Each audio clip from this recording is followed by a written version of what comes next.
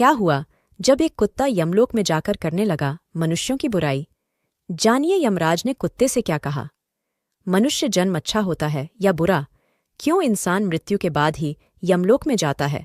इस प्राचीन कहानी के माध्यम से हम आपको बताने वाले हैं यमराज और कुत्ते के बीच हुआ संवाद। जब एक कुत्ता मृत्यु के बाद यमलोक पहुंचा तो कुत्ते ने यमराज से एक ऐसी शर्त रखी जिसमें यमराज हार गए और यमलोक के सारे नियम बदलने पड़ गए। जानने के लिए आप इस वीडियो को पूरा जरूर देखें। इसमें भगवान विष्णु यमराज को विशेष ज्ञान देते हैं जिसे आप सभी को ध्यान से सुनना चाहिए। इससे मनुष्य जीवन का कल्याण होता है। तो चलिए बिना आपका समय बर्बाद किए कथा को शुरू करते हैं। दोस्तों, प्राचीन काल की बात है। मध्य देश में एक अत्यंत शोभायमान नगरी थी। उस नगरी में एक धर्मा नाम का सेठ रहता था। उस सेठ के यहाँ एक कुत्ता पाला हुआ था। सेठ का कुत्ता अपने काम के प्रति बड़ा ही वफादार था, परंतु सेठ बहुत ही चालाक और लालची था। किंतु उस सेठ के अंदर एक बात अच्छी थी कि वह भगवान विष्णु का बहुत बड़ा उपासक था। फिर एक दिन उस सेठ की भक्ति से प्रसन्न होकर साक्षात भगवान विष्णु उस सेठ के घर में प्रकट हुए और उन्होंने उस सेठ से कहा, हे वत्स, मैं तुम्हारी भक्ति से अत्यंत प्रसन्न हूँ, तुम कोई उचित वरदान मांग लो। फिर उस सेठ ने एक सादा कागज भगवान विष्णु को देते हुए कहा, प्रभु, आप इस कागज पर अपने दस्तखत बना दो ताकि दुनिया के लोगों को मैं आपसे मिलने का सबूत दिखा सकूं। आजकल कोई ये मानना ही नहीं चाहता कि भगवान होते हैं। भगवान ने कहा, ठीक है, लाओ, मैं तुम्हारे कागज पर अपने दस्तखत बना देता हूं। इतना कहकर भगवान ने सेठ के कागज पर अपने दस्तखत बना दिया और वे अंतर्ध्यान हो गए। सेठ भगवान के दस्तखत वाला कागज हर समय अपनी जेब में डालकर रखता था। फिर एक दिन अचानक सेठ का कुत्ता मर गया। सेठ को इस बात का बड़ा दुख हुआ। सेठ का कुत्ता मरने के बाद जब वह यमराज के पास में पहुंचा तो यमराज ने कुत्ते का लेखा जोखा देखा तो उन्हें पता चला कि कुत्ते ने पृथ्वी लोक पर अपने सारे काम बड़ी ईमानदारी से किए हैं। कभी किसी जीव को बेवजह नहीं सताया है। छोटे छोटे पशु पक्षियों जीव जंतुओं की कभी हत्या नहीं की है। इसने अपने मालिक के प्रत्येक कार्य को बड़ी निष्ठा और ईमानदारी से किया है। यमराज कहते हैं, हे श्वान, कुत्ते का जन्म पाकर भी तुमने कोई घृणित कर्म नहीं किया है, इसीलिए तुम्हारे पिछले जन्मों के सारे पाप नष्ट हो चुके हैं। ही श्वान, अब तुम ही बताओ कि तुम कहाँ रहना और कहाँ जाना चाहते हो। हम तुम पर बड़े प्रसन्न हैं। तुम्हारी मांग को पूरा किया जाएगा। यमराज की बात सुनकर कुत्ता बोला, हे प्रभु, आप चाहे मुझे स्वर्ग दो या नरक दो, मुझे सब स्वीकार है, पर मेरी एक इच्छा है कि मैं जहाँ कहीं पर भी रहूं वहां पर मैं मनुष्य के बंधन में ना रहूं। मैं कभी भी किसी मनुष्य का गुलाम बनकर नहीं रहना चाहता और ना ही मैं इंसान बनना चाहता हूं। यमराज बोलते हैं, हे श्वान, तुम्हें मनुष्य से इतनी नफरत क्यों है? मनुष्य का जन्म तो बड़े सौभाग्य से मिलता है। हम देवता लोग भी धरती पर जाकर मनुष्य बनना चाहते हैं। अभी तक तो तुम कभी भी मनुष्य नहीं बने थे, इसीलिए तो तुम मनुष्य जीवन के फायदे नहीं जानते हो। जब तुम एक बार मनुष्य बनोगे तभी पता चल जाएगा कि मनुष्य जन्म कितना अनमोल है। तब यमराज की बात सुनकर कुत्ता कहता है, हे प्रभु, मुझे पता है कि मनुष्य जन्म कितना अनमोल है और इसके साथ साथ मनुष्य बड़ा ही चालक और स्वार्थी भी है। वो जब मतलब पूरा करने पर आ जाए तो सही गलत को भूल जाता है। असंतोष उसे चैन से नहीं बैठने देता। लालच उसे दिन रात काटती रहती है, जिसके चलते वो अकारण स्वयं ही दुखी रहता है और दूसरों को भी दुख देता है। वह मनुष्य मुझ जैसे बेजुबान जानवरों को अपना गुलाम बनाकर अपना कार्य निकलवाता रहता है, यहां तक कि भगवान को भी धोखा देता रहता है। यमराज बोलते हैं, इंसान भगवान को भी धोखा देता है, वो कैसे जरा बताओ? कुत्ते ने कहा, वो ऐसे कि जब भी मनुष्य मंदिर में जाता है तो भगवान से कहता है कि हे भगवान, मेरा यह काम बन जाए तो मैं तुम्हें इतने पैसे चढ़ाऊंगा, मैं तुम्हारा भंडारा करूंगा, बहुत सारे गरीबों में धन बांटूंगा। पर ये सब बातें सिर्फ अपना काम निकालने के लिए ही कही जाती है। काम निकलने के बाद वह इंसान दान, पुण्य, भंडारा सब कुछ भूल जाता है। आगे बढ़ने की होड़ में वह अपनों का ही शोषण करता रहता है, एक दूसरे की टांग खींचने में लगे रहता है। न खुद ऊपर उठने का प्रयास करते हैं, न दूसरों को उठने देते हैं, न चैन से खाते हैं, न खाने देते हैं। अपना काम बनाने के लिए दूसरों को धोखा देता है और उसकी धूर्तता तो देखिए, वह भगवान को भी लालच दिखाकर अपना काम बना लेता है।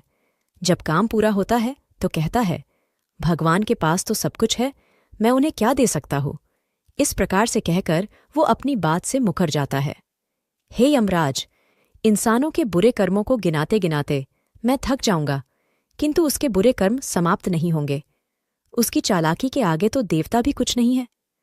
तब कुत्ते की बात सुनकर यमराज कहते हैं, हे श्वान, माना कि मनुष्य बहुत चालाक है, पर हम देवताओं से ज्यादा नहीं हो सकता, क्योंकि हमारे यहाँ जीतने भी जीव आते हैं, हम ही उन्हें सजा सुनाते हैं, वह हमारे अधीन होकर ही काम करते हैं। तब कुत्ता कहता है, हे यमराज, आपके पास जो जीव आते हैं ये सब मरे हुए होते हैं। आपका पाला किसी जीवित मनुष्य से नहीं पड़ा है। यदि आप किसी जीवित मनुष्य के साथ रहते तो आपको पता चल जाता कि जीवित मनुष्य कितना खतरनाक होता है। कुत्ते की बात सुनकर यमराज को गुस्सा आ गया। वे सोचने लगे, ये तो हमारे ही सामने हमारी ही बेइज्जती कर रहा है। इसे दिखाना होगा कि हमारे सामने कोई भी प्राणी कुछ नहीं है। इंसानों की चालाकी हमारे सामने नहीं चल सकती। इस बात को साबित करने के लिए यमराज अपने दूतों को बुलाया और कहा, हे दूत, तुम जाओ और इस कुत्ते के मालिक को जीवित ही उठाकर हमारे पास लेकर आओ। हम भी देखते हैं कि वह इंसान हमारे सामने क्या चालाकी करता है। यदि यह कुत्ता गलत साबित हुआ तो इस कुत्ते को अनेक वर्षों के लिए नरक में डाल दूंगा। उस कुत्ते को पूरा विश्वास था कि जीवित मनुष्य एक अकेला ही पूरे स्वर्ग में खलबली मचा देगा। अब तो यमराज का आदेश पाकर यमराज के दूत सेठ को लेने के लिए चले गए थे और उसे चारपाई सहित सोते हुए उठा लाए। बीच रास्ते में पहुंचने पर सेठ की आंखें खुली तो सेठ ने पूछा कि तुम लोग कौन हो और मुझे कहाँ ले जा रहे हो। तब यमदूतों ने सेठ को सारी कहानी सुनाई कि तुम्हारे कुत्ते से यमराज की शर्त ठहर गई है। तुम्हारे कुत्ते ने यह कहा है कि धरती का मनुष्य बड़ा चालाक होता है, यदि उसे जीवित स्वर्ग में ले जाया जाए तो वो यमराज को भी चूना लगा सकता है। इसी बात का परीक्षण करने के लिए यमराज ने आपको जीवित बुलाया है। सेठ को पूरी बात समझ में आ चुकी थी। उसने तुरंत भगवान के दस्तखत वाला कागज निकाला और उस पर कुछ लिखकर फिर से उसे अपनी जेब में रख लिया। यमदूत सेठ को लेकर यमराज के दरबार में उपस्थित हुए। सेठ को देखकर यमराज हंसने लगे और सोचने लगे कि ये तुच्छ जीव भला मेरा क्या बिगाड़ सकेगा। फिर वह सेठ यमराज के सामने जाकर खड़ा हो गया और वही कागज जेब से निकालकर यमराज को पकड़ा दिया।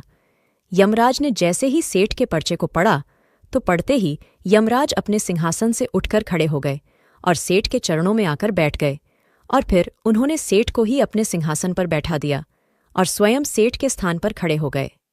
यह देखकर यमराज की सभा के सारे लोग अचरज में थे, क्योंकि एक मानव यमराज की गद्दी पर बैठा है और स्वयं यमराज नीचे खड़े हैं। यह कोई जरूर पहुंचा हुआ इंसान लगता है। यमराज की गद्दी पर बैठने के बाद सेठ ने सबसे पहले यमपुरी के सारे नियम कानून बदल दिए तथा स्वयं यमराज को ही यमपुरी का पहरेदार बना दिया। फिर वह सेठ सोचने लगा, जब मैं मर जाऊंगा तो मुझे भी यहां पर आना पड़ेगा और मुझे भी मेरे पाप कर्मों के लिए नरक में डाल जाएगा। इसीलिए सेठ ने नरक में पड़े सभी पापी लोगों को निकालकर स्वर्ग में डाल दिया और नरक का द्वार हमेशा के लिए बंद कर दिया। और फिर यह आदेश दिया कि आज के बाद जो भी मनुष्य यमलोक में आएगा तो उसे सिर्फ स्वर्ग में ही भेज जाएगा। सेठ का ऐसा आदेश सुनकर सभी देवताओं में खलबली मच गई, परंतु वे कर भी क्या सकते थे, क्योंकि वो आदेश यमलोक के राजा ने दिया था। अब तो धीरे धीरे स्वर्ग में भीड़ लगने लगी। स्वर्ग के कर्मचारी परेशान होने लगे कि अब हम क्या करें, इतने सारे जीवों की सेवा कैसे कर पाएंगे। यमराज को जीवित मनुष्य को स्वर्ग में लाना बहुत ही महंगा पड़ गया। उधर कुत्ते ने देखा कि सेठ जी ने सब कुछ बदल दिया है, आखिर यह कैसे हो गया। तो उसने सेठ से पूछा कि आपने यह कैसे कर दिया। अब आप तो राजा भी बन गए, अब मैं सारे जीवन आपका ही नौकर बनकर रहूंगा। कृपया मुझे बताइए कि आपने यह सब कैसे किया। तब सेठ जी ने धीरे से कुत्ता के कान में कहा कि जब मुझे पता चला कि मुझे जीवित यमलोक में ले जाया जा रहा है तो मैंने भगवान विष्णु के दस्तखत वाले कागज पर लिख दिया कि यमराज जिस जीवित मनुष्य को यमलोक को बुला रहे हैं इसे यमलोक की गद्दी पर बैठा देना, यह मेरा आदेश है। भगवान के दस्तखत उस कागज पर पहले से ही थे, इसलिए यमराज ने समझा कि यह आदेश भगवान विष्णु ने दिया है। इसीलिए यमराज ने भगवान के आदेश का पालन करते हुए मुझे यमलोक का राजा बना दिया।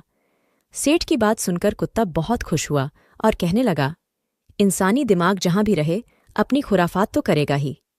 इधर यमलोक का हाल देखकर सारे देवता भगवान विष्णु के पास गए और उन्हें सारी बात बताई। तो भगवान विष्णु तुरंत ही यमपुरी में आ गए। तो उन्होंने देखा कि यमराज ही द्वार पर पहरा दे रहे हैं, तो राजगद्दी पर कौन बैठा है। यमराज बोले, हे प्रभु, आपकी लीला भी बड़ी विचित्र है। जरा सी देर में ही धरती के एक साधारण मनुष्य को यमराज बना दिया और मुझे पहरेदार। भगवान विष्णु बोले, यह मैंने नहीं किया, यह सब तो इंसान के चालक दिमाग का कमाल है। यदि तुम जीवित मनुष्य को यहां बुलाओगे तो यही होगा, मैंने तो केवल उनकी मृत्यु के बाद यहां लाने का हुक्म दिया है, ताकि उनके सारे दोष उनके शरीर के साथ रह जाए। इतना कहकर भगवान विष्णु यमलोक में आगे बढ़े। फिर जब उस सेठ ने भगवान विष्णु को देखा तो उसने अपना सिंहासन छोड़ दिया और बोला, हे प्रभु, मुझे क्षमा करना, मैंने यमराज को जीवित मनुष्य की बुद्धि का बल दिखाया था। मैं आपके दर्शन पाकर धन्य हो गया, अब मुझे किसी चीज की आवश्यकता नहीं है। फिर भगवान विष्णु मुस्कुराए और उस सेठ को क्षमा कर दिया, और वह सेठ फिर से धरतीलोक पर लौट गया। और भगवान विष्णु भी यमराज को यमलोक सौंपकर वैकुंठ चले गए। यमराज फिर से अपने सिंहासन पर बैठे। तब कुत्ता कहने लगा, हे यमराज, आपने देख ली इंसानी दिमाग की ताकत। जीवित मनुष्य क्या से क्या कर सकता है, इसीलिए मैं मनुष्य नहीं बनना चाहता। मनुष्य जब स्वार्थी हो जाता है तो उसे अपने दोस्त दिखना बंद हो जाते हैं। लालच में वो धर्म को भुला देता है और अनैतिक कार्यों पर उतर आता है। जब तक वह शास्त्रानुसार कर्म करता है तब तक वह सुखी रहता है। जब वह धर्म से विमुख हो जाता है तो उसे क्लेश और बीमारियां घेर लेती है, उसका पतन हो जाता है। तो दोस्तों, इस प्रकार से एक कुत्ते ने यमराज को मनुष्य जन्म की असलियत बताई।